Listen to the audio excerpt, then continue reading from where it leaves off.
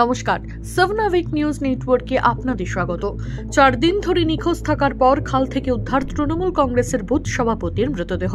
লোকসভা নির্বাচনের আগে তৃণমূল কর্মীর অস্বাভাবিক মৃত্যুকে কেন্দ্র করে তীব্র চাঞ্চল্য ছড়ালো ভাঙড় 1 নম্বর ব্লকের বাজারাইট এলাকায়। স্থানীয় সূত্রে খবর, গত রবিবার থেকে নিখোঁজ ছিলেন স্থানীয় বাসিন্দা তৃণমূল নেতা সাবরুল মোল্লা। বিভিন্ন জায়গায় খোঁজাখুঁজির পর সাবরুলের কোনো সন্ধান না মেলায় অবশেষে বুধবার ভাঙড় থানায় এবং চন্দনেশ্বর থানায় নিখোঁজের অভিযোগ দায়ের করে পরিবার।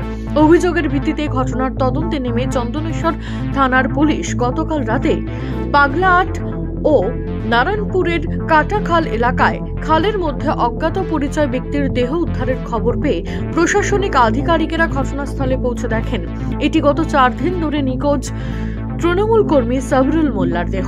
খবর পেয়ে ঘটনাস্থলে আসে সাবরুল মোল্লার পরিবার। মৃতের ভাই হাবিবুর মোল্লার দাবি, রাজনৈতিক প্রতিহিংসার জেরেই তার দাদাকে খুন করা হয়েছে। এদিকে সাংবাদিকদের মুখোমুখি হয়ে সরাসরি আইএসএফ এর দিকে অভিযোগের আঙুল তুলেছেন বিধায়ক শওকত মোল্লা। আমাদের দলের সক্রিয় কর্মী, আমাদের বুথ কমিটির সদস্য, 60 গ্রাম পঞ্চায়েত। এখানে বেশ কিছুদিন ধরে ওর সঙ্গে আইএসএফের যে সমাজবিরোধীগুলো আছে তার সঙ্গে দ্বন্দ্ব চলছিল এবং একবার ওকে মারধরও করেছিল এই আইএসএফের সমাজবিরোধীরা। এখন 3 দিন নিখোঁজ থাকার পর আজ তার ডেড বডিটা পাওয়া গেছে।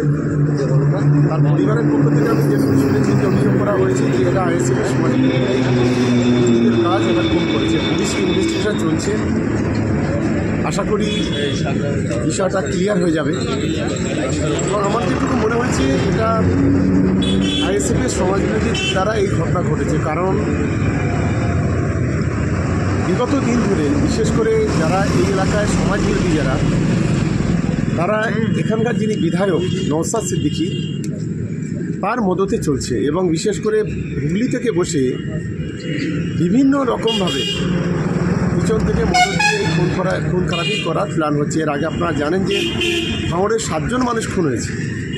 সেই 7 জন খুনের মূল নেতা যদি কেউ হয় সেটা হলোই নওশাদ সিদ্দিকী।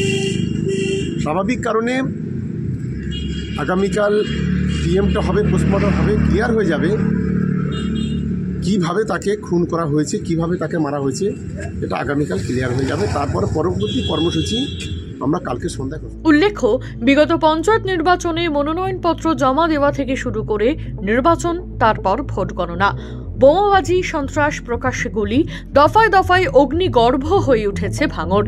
সেখানকার আইন শৃঙ্খলার উন্নতির জন্য ভাঙড়ের দায়িত্ব দেওয়া হয়েছে কলকাতা পুলিশকে। সিসিটিভি দিয়ে মুড়ে ফেলা হয়েছে গোটা এলাকা। এহেন পরিস্থিতির মধ্যেও তৃণমূল কর্মী তৃণমূল কংগ্রেসের বুথ সভাপতি খুন হওয়ার ঘটনায় ফের বাড়তে শুরু করেছে রাজনৈতিক স্তরের অস্বস্তি। পঞ্চায়েত নির্বাচনের মতো লোকসভা নির্বাচনেও ভয়াবহ রূপ নেবে না তো ভাঙড়, উঠছে প্রশ্ন। ইতিমধ্যে দেহ উদ্ধার করে ময়নাতদন্তের জন্য হাসপাতালে পাঠিয়েছে চন্দনেশ্বর থানার পুলিশ। ঘটনাকে কেন্দ্র করে থমথমে এলাকা। মামনি রায়, 7 আওয়ার নিউজ, ভাঙড়। সমস্ত খবরের আপডেট পেতে লাইক করে সাবস্ক্রাইব করুন 7 আওয়ার নিউজ। সেই সঙ্গে বেল বাটন প্রেস করতে ভুলবেন না। আপনাদের একটা সাবস্ক্রিপশন আমাদের জন্য অত্যন্ত মূল্যবান। জয় হিন্দ।